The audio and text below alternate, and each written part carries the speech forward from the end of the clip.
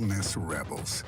As Mississippi's flagship university, we dig deeper, see farther, work harder.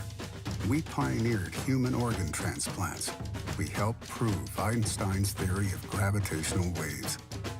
We are conducting life-changing research that solves the problems of today. We are Ole Miss, transforming lives and the world. Hey, welcome to the POMcast with Stephen Willis. We're going to start in a few minutes, but I want to tell you to hit up our social sites, retweet, share, comment, like, do all of that stuff. It can only help us out and it'll make the show even better. But we're getting ready to give you a lot of good Ole Miss information, and I just thought I would tell you that because the POMcast is starting. Well, it's starting right now. Wait, no, that's a little early. It is starting right about now. All right, good morning. Happy Monday morning. It is game week. I am excited. It's just ecstatic. We're finally here. Even though the game's on Monday, I'm going to count this Monday as the thing because we're getting ready to go into week one. We have a lot of football starting Wednesday night all the way through Monday night. So a regular smorgasbord of football information. Before we get started, though, I want to tell you about Travel and Cruise World.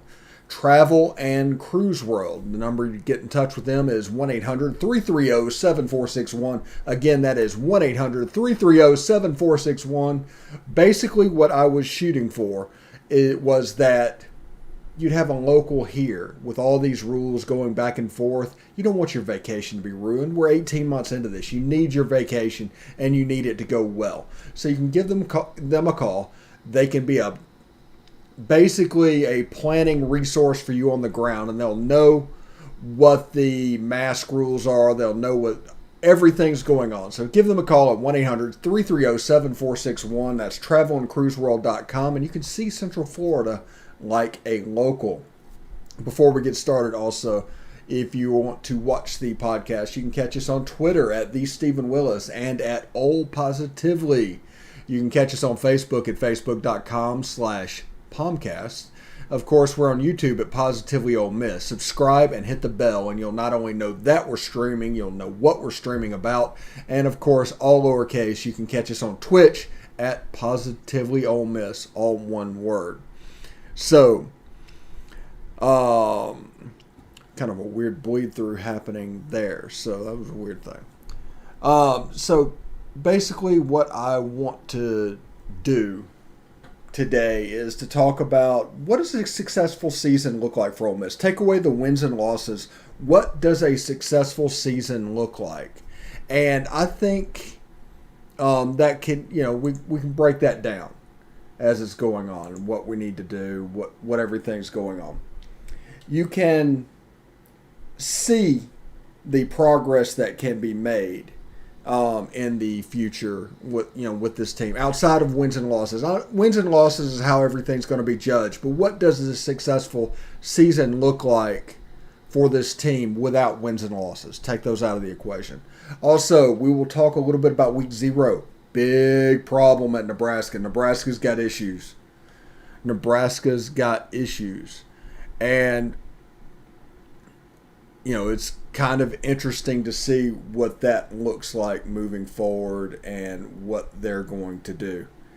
So, let's see.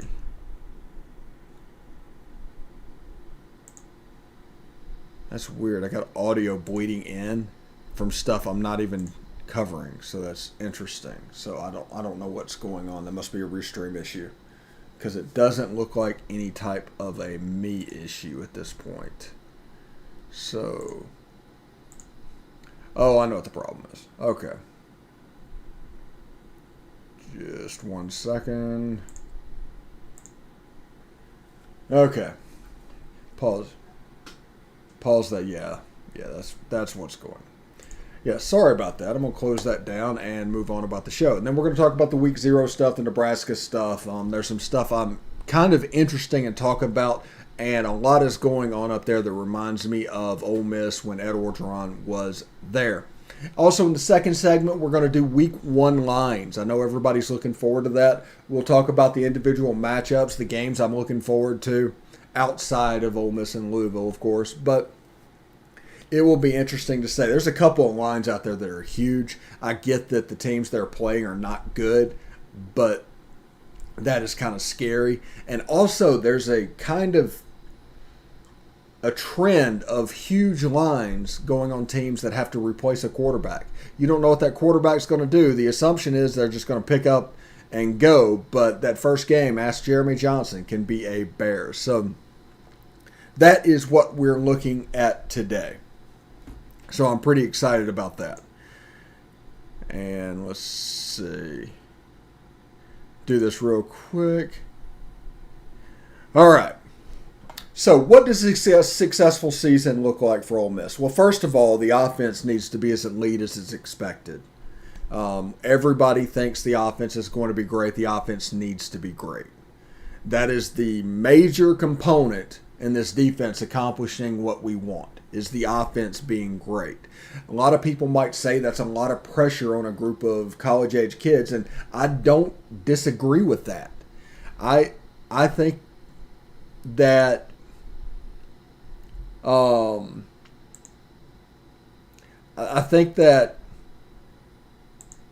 everybody going on, it means a lot that the offense is good. It's a lot of pressure. They need to be elite. They just do. For a season to be what we consider successful, it does require them to be elite. The defense is going to require them to probably raise up in the 50 to 80 range defensively. And doing so will allow us to, perform at a very, very high level. And so much so we could be talking about access bowls at the end of the season. Now, like I said, I'm not getting into wins and losses necessarily here, but it is important to know that if Ole Miss's defense is between 50 and 80, that win total is probably between 9 and 10. Period. Because that offense is so elite. And so that is assuming the offense is going to be as elite as we think it's going to be. And that is absolutely fine. If it goes down a little bit, nobody would think anything of it, because you lose Elijah Moore, you lose Kenny Yeboah, you lose Royce Newman. Now, those are big pieces on all three of those position groups. Those are rooms that have their work cut out for them to fill their needs, fill what's going on behind the scenes. So, tight end wise, everybody is talking about, who's going to replace Kenny Yeboah? Is it going to be Chase Rogers? Is it going to be 7 months after the injury, Casey Kelly? I don't know about that one. Is it going to be Hudson Wolf? Everybody's rooting for Hudson Wolf. He's got the NFL body and all the skills to be an elite tight end, but this is what I like to call his flash year. This is going to be about him making plays every now and then. It's not about consistency. It's about a flash year, and I expect to see Hudson Wolf become a guy. Although in this offense, it could work rather well. Chase Rogers played really well in the bowl game. He actually, the more I watched the game, the more he stood out to me. He's not a guy that is going to be in your face. He's not a guy, anything like that, with his performance. He's not going to do that. But in that bowl game, the more I watched it, the more he stood out. And that really doesn't need to be taken away. That doesn't need to do anything. So maybe the tight end position is going to be fine. Who knows? With him taking the mantle of the lead and Hudson Wolf flashing behind him, maybe that position's where it needs to be. Wide receiver, J.J. Henry. Love J.J. Henry. Braylon Brown, there's rumors going on about him, but, we're not going to get into rumors and all that because we don't play that reporting game, because, honestly, we just don't want to be wrong, because everybody else is wrong 80% of the time. We don't want to be in that club. So we'll wait to see what happens. I think the depth chart should be released today, and we'll see what's going on with that, and we're going to think about how we can use that and maybe put that up on the left. But I'm interested to see where Tysheem Johnson falls, where J.J. Henry falls, where Chance Campbell falls, where Tywan Malone falls. Those guys that we're looking at breakout years, where are they on the first depth chart of the season? Now, it's not the same place they're going to be, say, Texas A&M, LSU. It's not where they're going to be then. And it's just one of those things where you can't do that. Hey, thank you very much for watching. Hi, Can You Survive podcast. But that's what a successful season looks like. Probably the offense looks elite. The special teams is solid. The special teams need to be solid. We saw from the Nebraska game this weekend what can happen if your special teams are not solid. And the defense makes a jump somewhere between 50 and 80. That's the range to what we consider a successful season. If the defense doesn't make that jump, if they're 81 to 110, probably an average get me by season. It's going to look a lot like last year. And if the defense is just a train wreck again, probably this is going to be it for DJ Durkin. So look forward. Have fun in these games. These games don't come around very often. We've seemingly waited forever for Ole Miss and Louisville. And we can absolutely provide a fun avenue for the game. Now, also, this week, before we move on to week 0 stuff, Marsha Green for patrons early will interview tonight. I imagine his interview will be up sometime tonight. Everybody else will get it on Sunday. Tomorrow at 2 o'clock, we're interviewing CJ Teague. That's going to be the Louisville game preview. The rest of the people that are not patrons will get it Monday morning. And, of course, Biscuits and SEC, they're going to be interviewed. We'll put them up tomorrow night. But the rest of everybody else is going to get it Saturday morning. I don't know what we're going to talk about Tennessee. That could be outdated, but we'll see what's going on. But that's kind of the schedule for this week. Rep calls will happen 30 minutes after the Ole Miss Louisville game, exclusively for patrons. That's how we're going to do that. Like I said, the POMcast, free. Beast of the East, free. Best of the West, free. SEC After Dark, free. That's a heck of a lineup by itself.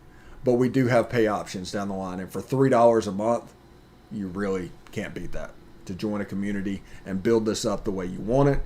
That patron is in there to prevent other fan bases from just joining in. So there is that. So join the patron.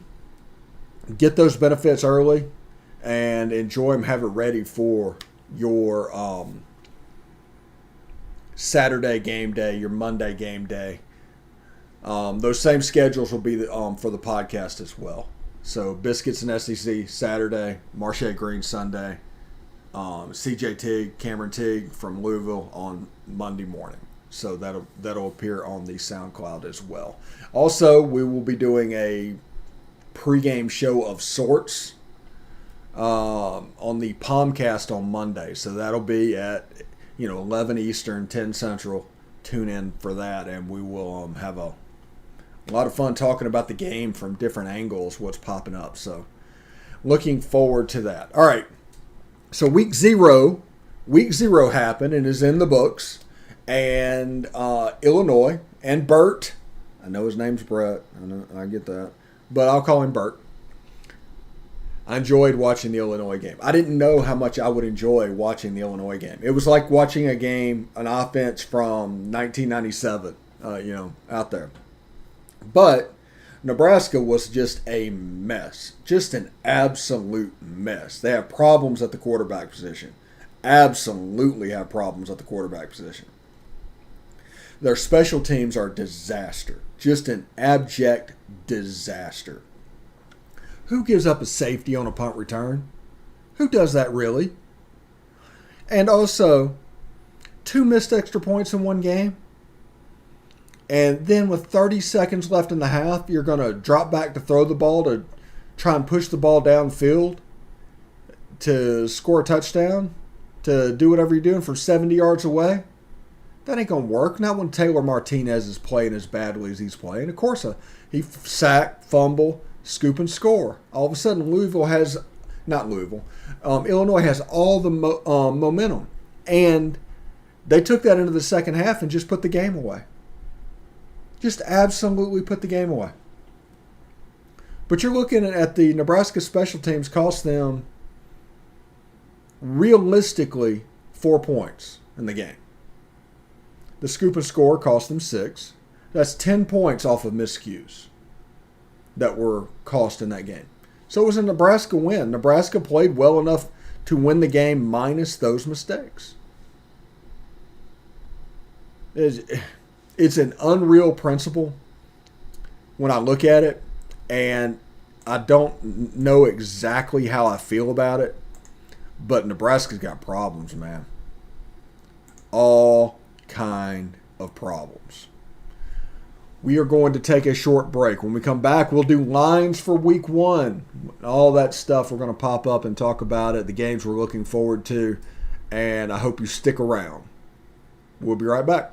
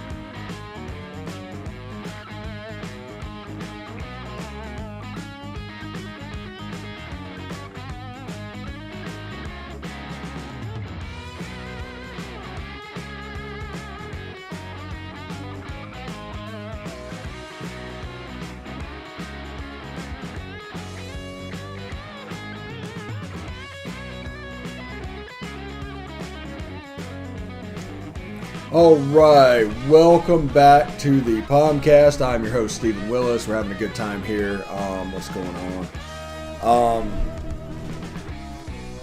Chad Smith's Ole Miss baseball program podcast. I think it's Backward K's, Beer Showers, something like that. What's going on? I have it posted up in the first part of the show, but go give them a listen. They do a good job, and they're trying to do Ole Miss baseball year-round, and that's not necessarily my cup of tea, but that is going to be somebody's cup of tea, and, should be pretty good to see what's going on. Also, tonight, I haven't heard directly what's going on, but I think no Beast of the East tonight because one of our co-hosts has COVID. Now, me and Corey doing the show, I could pinch hit for it and do all that, but it'd basically be the same content as SEC After Dark, and we definitely want to say that for SEC After Dark because that is probably the best show on the channel at the moment. So we definitely want to do that Wednesday night anyway. So just keep in mind what's going on. Beast of the East may happen tonight. Who knows? But it might not. So just be wary of that. Again, tonight, if you're a patron, Marche Green. Tomorrow, if you're a patron, you'll get CJT, Cameron Teague, and Biscuits and SEC. So that's a pretty good thing early in the week. If not, you're going to have, there'll be pregame shows for the ball game. So that'll be a lot of fun. So, Ole Miss versus Louisville. Ole Miss is currently like a 9.5 point favorite. And let's see.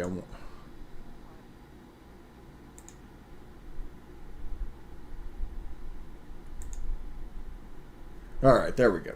They're currently a 9.5 point favorite in the game per Vegas Insider. And actually, let's just bring this up for now. It's the bottom of the list. They're 9.5 point favorite. They opened at 7.5.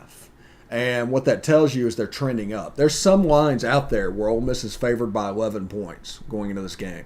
So some places, some sports book, the line is jumping up. which is interesting to see. Some of them, it's going up just a little bit. So, like I said, I'm pretty interested about that, and this thing is playing in my ear from time to time, so I'm trying to get that situated. That's what I'm doing at the moment. All right. So, Bowling Green at Tennessee at Neyland Stadium. I think Tennessee is doing BOGOs and everything else to try and get that place as packed as possible. They're currently a 34-point favorite. Line opened at 28.5. That is a game I talked to Corey on SEC After Dark, and he explained to me about Bowling Green and what they're going through, because that 34-point line looks really intimidating until you understand what's going on behind the scenes with the 34-point line and why it's that high. So, I'm not really there yet, but I'm tempted to lay the points with Josh Heupel. You assume Joe Milton's going to win the quarterback job, but you know that offense is going to be high-powered. But I don't think Bowling Green's defense can do much about it. So as of right now, I'm kind of leaning towards Tennessee. Arkansas favored by 19.5 over Rice. This is an old Southwest Conference game. I think you got Old Southwest Conference here, and then next week is Old Southwest Conference when Texas comes to town. So that's pretty interesting as well. But Arkansas, 19.5-point favorite. The line's actually dropped down by 2 points. I don't know what's going on with that. I think that's more of like the Arkansas has a new quarterback scenario. So we'll have to see what they look like. I know year 2 in this offense, things should look a lot better. Timing should go. So I think KJ Jefferson could have a good year at Arkansas in this season. Mississippi State minus 23.5 over Louisiana Tech. The line opened at 27.5, so it's dropped 4 points, which I think that line's going to drop some more. Because at this point, just off the top of my head, after seeing what I saw last year, I don't know that Mississippi State is 23.5 points better than anybody. Maybe UConn. But it would be interesting to see what it looks like. But right now, I'm tempted to take the points and Louisiana Tech. One of the game of the weeks in Charlotte, Clemson is a 3-point favorite over Georgia. It was a 4-point favorite. And this will be the first test where we can see if Kirby Smart takes his thumb off of the offense and just kind of turns them loose. If they do, I like Georgia in this game. I will take Georgia in the points all day, and we'll see what's going on. LSU, UCLA. LSU a 3.5-point favorite. Everybody knows what's going on in Louisiana right now. I feel just absolutely terribly for them, and I hope everybody is all right. But that kind of turmoil so early in the game week is going to throw off preparation. UCLA looked really good Saturday against Hawaii. They just took their feet completely off the gas in the second half. And in that game, I'm probably going to take UCLA in the points. And LSU at minus 3.5. It's basically almost a pick 'em as it is. But it'll be interesting to see. If it was played on a neutral field, it would be like LSU minus a touchdown or something like that. UCLA's crowd last week wasn't great. We'll see what it looks like. They're offering basically free tickets to get in. I'm curious what that looks like. That's a 100,000 seat stadium, so if you have 20,000 in it, the place looks just absolutely empty. Alabama minus 18.5. It opened at minus 17.5, so it's gone up a little bit over Miami. This is a scary game. Now, I'm not saying that Alabama's not talented. That's not what I'm saying. I'm not saying that Miami has a chance to beat them. I think this is a scary game because Alabama's replacing a quarterback, a running back, and essentially their whole wide receiver core, and their tight end weapon obviously has been a mess during camp. If you have Nick Saban coming out with the "this ain't a democracy" stance in fall camp. So I'm curious to see what they look like. And don't forget, our offensive coordinator is Bill O'Brien, who's most famous for trading away DeAndre Hopkins for a third-string running back. So that game has the potential to be scary. Now, Alabama has the talent to win this game. I don't know if they have the talent to win it by 3 touchdowns. I don't know what that talent's going to look like. Again, Jeremy Johnson, that put all the trepidation in a new quarterback. Jeremy Johnson, because Bryce Young can come out and absolutely struggle and just throw a wrench into all of Alabama's plans this year. And in doing so, makes everything harder to predict going forward. Now, Alabama's going to get right. They have more 4 and 5 stars than anybody in the country. They're going to get right. I just don't know if they're going to be right from the jump. It might be a first half that's pretty scary for Alabama Saturday. That's in Atlanta. That's the first game of the Chick-fil-A game, in which we'll talk about the Ole Miss game in a little bit. Florida, 24.5 over FAU. It opened at 24.5. Kind of is where it is. I think you're going to see Florida run the old school Mississippi State Dan Mullen offense. I think Emory Jones is going to excel in that. And I think you're going to see them try to run the ball. They have big guys on the outside. I see what they're trying to build. FAU is going to start N'Kosi Perry, who started at Miami as a freshman, if you might remember, before De'Aaron King came into town. So they're going to be talented on that side of the ball as well. But I think Florida has too many horses for FAU, and we'll cover that 24.5 pretty handily.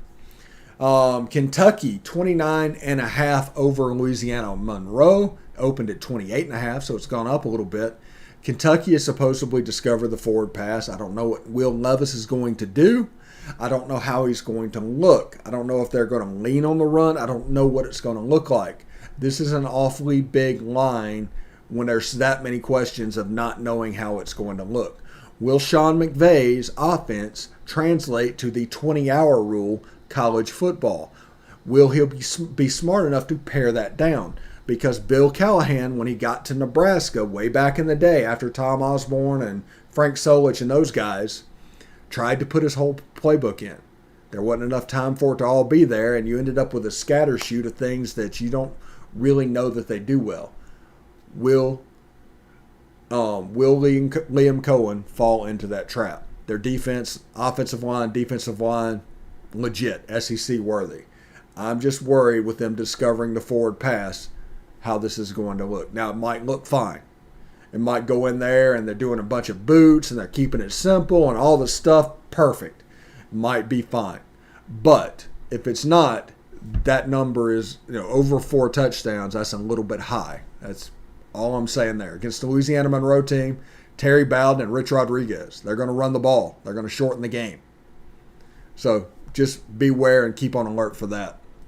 Monday night in Atlanta, Ole Miss by 9.5 points. They opened at 7.5 points. And some places, like I said, have them at 11 points as a favorite. I like this game. I like Ole Miss to cover. There's a lot of Ole Miss ties on the other side of the ball. B. Brown, Jack Bignell, Gunnar Brewer, all those guys are on the other side of the ball. And, after the Music City Bowl the other year, it's pretty good. But they don't have Fitzgerald. They don't have Tutu Atwell. They don't have a lot of the weapons they had on the outside last year in the pass game. Malik Cunningham had a trouble with interceptions. If you turn him over early in the season, you're going to have a confidence problem from Malik Cunningham. Running back, they're pretty solid. They're pretty good. So I expect Louisville to try and a lot of zone read, a lot of QB runs, a lot of running back runs, a lot of stuff happening with the running back in the backfield. They're going to substitute situationally on the outside at wide receiver just to basically make up for their down spots. So it's a game that's 9.5. It's probably going to go up a little bit more this week as people start paying attention to it. It could get up to 10, 11 points generally, and maybe as high as 13 in some places. But doing so, understand this. We have questions as well. I want to see Jerry and Ely. I want to see John Rice Plumlee playing in the slot. I want to see who's showing out at tight end. I want to see the replacement for Royce Newman. Is Orlando Amana the guy? I want to see stuff like that. I want to see the defense provide resistance. Now, this, like I told you, this is not a bend but don't break defense. This is not anything like that. This is going to be about explosive plays. So the team might, like 2nd and 4, 2nd and 4, 2nd and 4, and then all of a sudden, one of those 2nd and 4s turns into 3rd and 12, or an interception, or a fumble recovery. That's the way this team's built. That is the way this team's built. I do want to appreciate everybody for coming by. Man, we had a lot of fun today. Thank you very much for that. And I do want to remind you to check out our Patreon. There's more stuff there. There's better stuff there at times. And sometimes they get it earlier than everybody else. This week, Reb Calls will be on there 30 minutes after the game. Exclusively for patrons. It will not show up on any of our normal stream areas. Interviews and things like that we're going to use those for the pregame shows for the weekend. So thank you very much for tuning in. Hope everybody tunes in tomorrow for another POMcast. Until then, hotty toddy. Beat Louisville.